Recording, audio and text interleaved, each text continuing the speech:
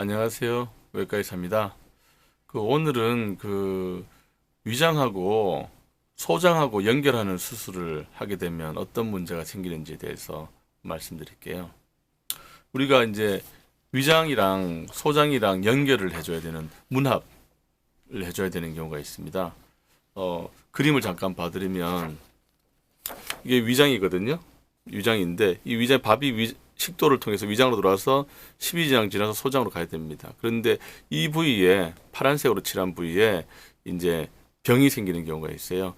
이 부위에 뭐 위암이 생긴다든지 이쪽 췌장이나 이쪽에 암이 생긴다든지 아니면 소화성 교양이 심해져서 좁아진다든지 해서 이쪽이 좁아져서 음식이 못 내려가는 경우가 있어요. 그러면은 이쪽을 뚫어줘야 되는데 이쪽 뚫기에는 너무 수술이 커지고 위험하다.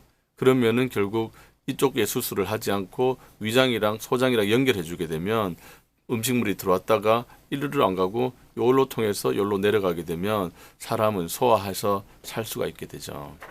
그래서 이걸 위공장문합 수술이라고 하는데 위소장문합 수술, 위공장문합 수술이라고 하는데 이렇게 연결해 주면 환자가 생존하고 할 수 있습니다. 물론 이쪽에 병을 다 해결하지는 못하지만 해결할 수 없을 정도이기 때문에 놔두는 거죠, 결국은. 그래서 이렇게 수술하는 경우가 있습니다.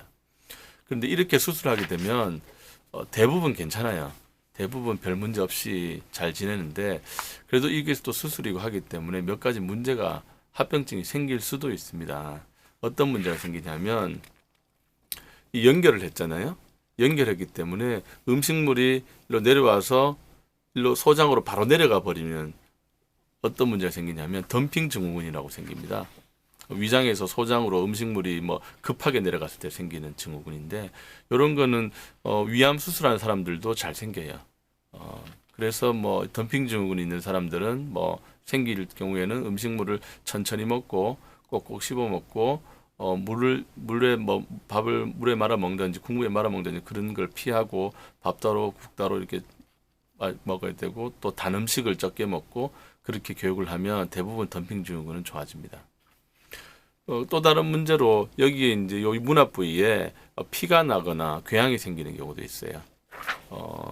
그런 경우에는 뭐 많이 나지 않는 이상은 내시경으로 지혈을 한다든지 아니면 항궤양 약제를 복용하면 또 좋아지는 경우가 많습니다. 그런데 그래도 안 되면 결국 또 수술해서 다시 또 어떻게 하든가 해야죠. 또 몇 가지 합병증은 이 연결했기 때문에 이쪽에도 소장이 올라오고 이쪽에 소장이 나가는 이 수입각, 수출각이 생깁니다. 뭐 어려운 말이지만 앞프런트 룹, 이퍼런트 룹, 수입각, 수출각이 생깁니다. 요 창자에 문제가 생기는 경우가 있어요.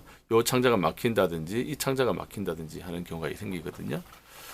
그래서 그런 경우에도 뭐 경한 경우에는 그냥 이 코줄 비위관을 꽂고 하면 좋아지는 경우가 있는데 그렇지 않고 좀 심각하고 이러면 수술을 해줘야 됩니다. 수술을 다시 해서 이런 막힌 부분을 해결을 해주든지 해야 됩니다. 그래서 어떤 질병 때문에 여기 생기는 질병 때문에 어쩔 수 없이 위장이랑 소장이랑 연결하는 수술을 해주는데 이 수술을 하게 되면 대부분 괜찮습니다만 뭐 여기서 말씀드린 그런 문제가 몇 가지 합병증이 생길 수 있다는 걸 저희 외과 의사들은 항상 이제 명심하고 있거든요. 그래서 혹시라도 이런 수술 받으신 분들은 배가 아프거나 하면은 꼭 이제 수술 받으신 곳에 아니면 외과에 가서 진료를 받아보시는 게 좋겠습니다. 오늘은 위공장 문합 수술을 한 다음에 생기는 문제에 대해서 말씀드렸습니다.